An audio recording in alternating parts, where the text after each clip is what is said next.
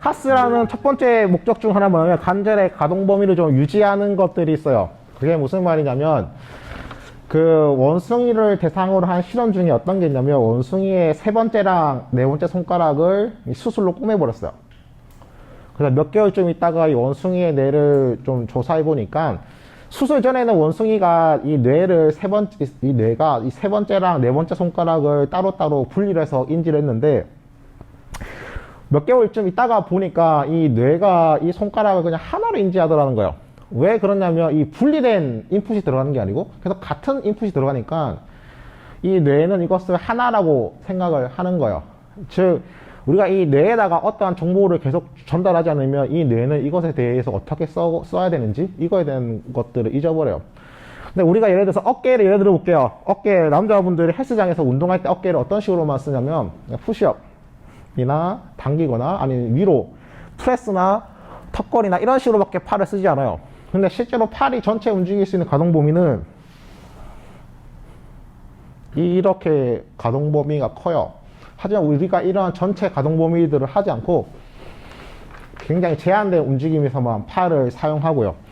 그렇기 때문에 우리가 이 모든 관절에 대해서 갈 수 있는 스트레치를 계속 감으로써 그리고 이거에 대한 정보를 계속 뇌에다가 전달해서 우리가 이 가동 범위를 계속 유지를 하려고 하는 거예요. 그래서 사람들이 내가 선천적으로 안 유연하다 이런 식의 자기가 말 많이 해요. 근데 선천적으로 누가 유연해요? 선천적으로 안 유연한 게 아니고 본인이 계속 가동 범위를 안 쓰기 때문에 이것들이 계속 줄어드는 거고요. 그럼 내가 이것을 유지하는 방법은 뭐냐면 이것들을 관절을 움직일 수 있을 만큼 계속 최대한 움직여서 이거에 대한 정보를 계속 뇌에다가 전달을 하는 거예요. 그래서 인터넷에 보면 그런 설명들이 많아요. 내가 한 가지 운동만 꼽으면은 뭐를 하겠다. 뭐 겟업을 하겠다.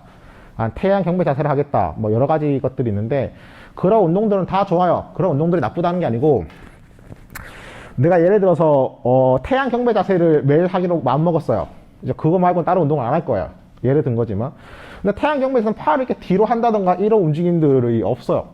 그렇기 때문에 내가 계속 그 운동만 하게 되면은 태양 경배에서 쓰는 그 가동 범위는 있겠지만 그 이외에 다른 부분에 대한 정보가 전달되지 않아요.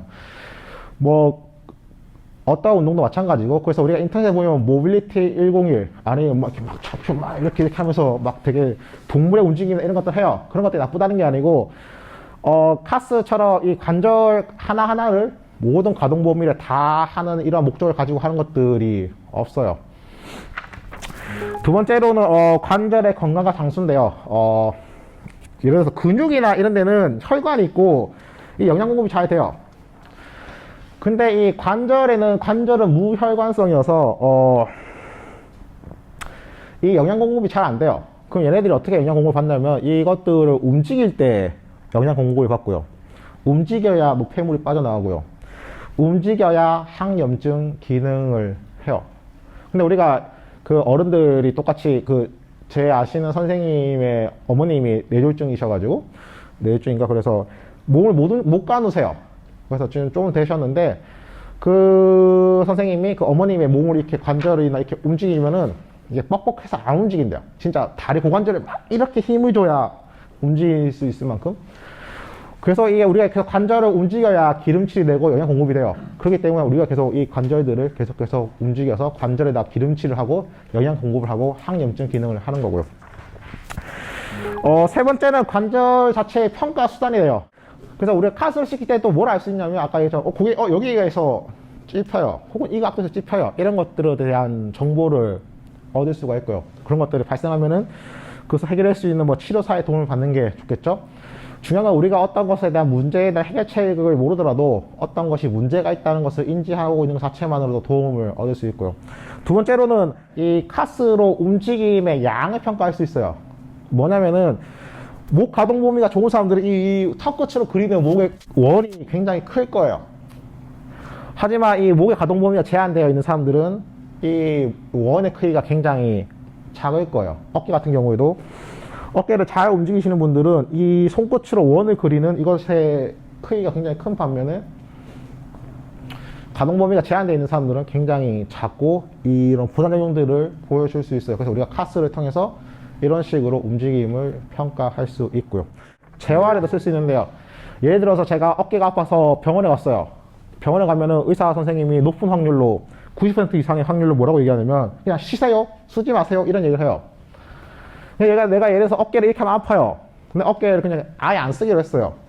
그럼 이렇게 되면 어떻게 되냐면 관절이 계속 움직여야 이거에 대한 정보를 계속 뇌에다 전달할 수 있고, 움직여야 노폐물이 빠져나가고, 움직여야 항염증 기능을 하고, 움직여야 새로운 세포들이 생기는데 그냥 안 쓰면 그런 과정들이 없고 계속 회복이 늦어져요. 내가 이렇게 하면 아파요. 하지만 내가 예를 들어서 여기선 괜찮아요. 나 이 정도에서라도 계속 움직이는 것들이 재활 속도를 더 빠르게 해주고 이것의 기능이 퇴화되는 것들을 막아줘요. 아까 얘기한 것처럼 우리가 카스 할 때 중요한 것은 통증이나 불편함이 없는 범위 내에서 하라고 그랬잖아요. 마찬가지로 내가 이렇게 하면 아프면은 안 아픈 범위에서, 안 불편한 범위에서 이만큼밖에 안 돼도 괜찮아요. 내가 굉장히 제한된 가동 범위라도 여기서라도 하는 것들이 중요하고요.